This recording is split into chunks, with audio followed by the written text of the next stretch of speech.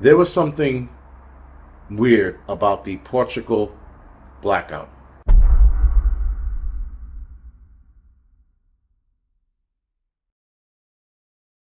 Now, guys, for those of you that know, there was a blackout in Portugal, Spain, and some of France. I think a small portion of France was affected by this blackout. Morocco experienced internet disruption during this blackout, which was, again, a little strange that all affected each other. Then you had here in the United States, Citibank had its nationwide blackout all at the same time. But a lot of the weirder things were the fact that a lot of people's phones, if not a large majority of the phones, just batteries just died on them. Now they're saying that people were losing power throughout the day, but it's seemingly reported from some places that the phones just died. Other phones were working, and then obviously throughout the day your phone died off because you're sitting there trying to contact people that you can't get in contact with. Cell phone service went down. Airliners stopped flying, especially in Portugal. What else? Hospitals had to go on backup generators. Some hospitals' backup generators weren't working, and others only had 8 to 9 hours of life left in them. You had trains that stopped dead in their tracks, no pun intended. Traffic was chaos because there were no lights for people to obey. So some of the residents of Portugal and in Spain were directing traffic for when they could. 911 systems were clearly down because there was no communications, no phone services, and no cell phone services. The internet went down as well because that runs on power. So a lot of these things went down, and people in some places were flipping out, and other people weren't. Now, so far, this was one of the biggest power outages in Europe to date. We're probably going to see more, bigger, worse, and probably longer. Now, this only lasted, I think, 8 to 9 hours, so it wasn't the end of the world. But I did hear reports of grown men crying because their phones died. I don't know if that was out of fear or that was just being a bitch. Can't decide yet. But a lot of them were supposedly in their 20s, and that sort of makes sense because that's the generation of kids who are still attached to their phones with an invisible umbilical cord. That is their lifeline to them. So this thing shuts down, they start panicking. Now, interestingly enough, there was a study done back in 2008, and one of my subscribers found the study for me that I was looking for a long time. There is a direct correlation with phones or communications going down and the possibility of people offing themselves because they can't get in contact with anyone, or they can't get online, or they can't get on social media. I thought that was very, very strange when I read that article. Shit, I thought it was only a couple years ago. Apparently it was 2008. I said 5 years ago. That was longer than that. But still, my point is, the generation that's around now, the kids that have grown up with these devices in their hands because fucking parents wanted to give them phones when they were like 8, 9 years old. If something like this happens to your kids when they're 20 and they've been relying on this thing their entire life, when the power goes out, they're going to act like bitches. This generation, our generation, us, we're the last generation to know what it's like without technology. That we didn't have cell phones growing up. We didn't have a lot of this shit growing up. So if something like this happens to our devices, we go, oh, well.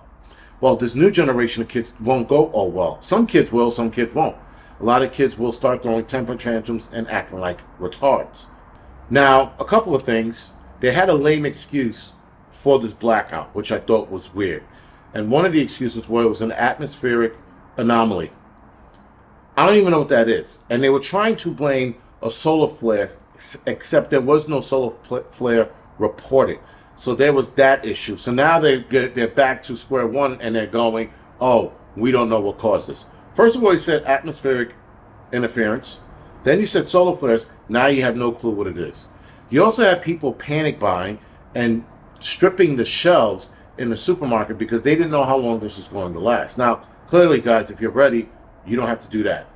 That is why we do what we do. So we're not running in the supermarket screaming and crying like morons, grabbing shit we do not need. Spain and Portugal also said it'll take about a week for everything to get back to normal, which does make sense.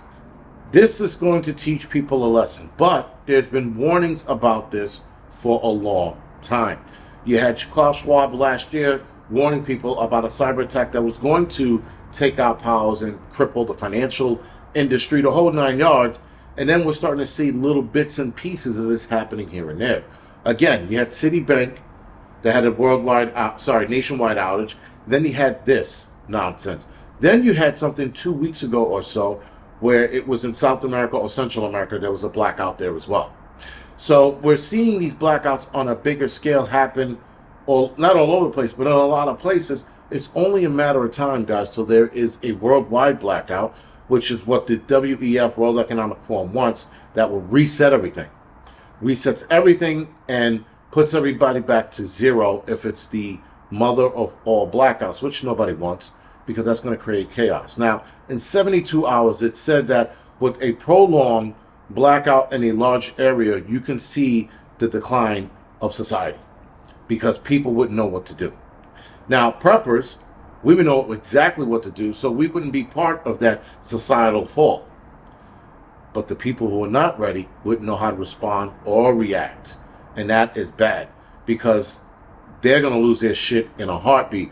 Meanwhile, we're all sitting pretty on our shit, rocking and rolling, have our generators, our gas generators, or our e-generators going, solar generators, or power banks. We have that. So we would be okay. Not that we wouldn't experience hardship through something like this, but we would be in a lot better place than those who are not ready. Now, I'm hoping with Spain, Portugal, and France experiencing this and people reading about this, I hope that more people worldwide get ready for whatever these people have planned for us, if they have anything at all. Now, again, the World Economic Forum has warned about this for a long time. We are watching the Godfather AI, something hidden. He warned about cyber attacks or people using AI for cyber attacks, which is even deadlier than the Joe Schmo doing it himself, using AI to attack the internet or attack the electrical infrastructure or power grid or whatever it is. That's going to make it even worse because AI can teach them how to keep it at bay so that the techs of the world don't get it back online. The AI attack is going to be a lot worse than people are thinking. When I heard the godfather of AI say this himself, talking about how they're going to use, how people can use AI to torment the world and especially shut down the power grid, that is an entirely different ballgame we are not ready for. Other than that, guys, this is the Angry Prepper. Thank you for watching.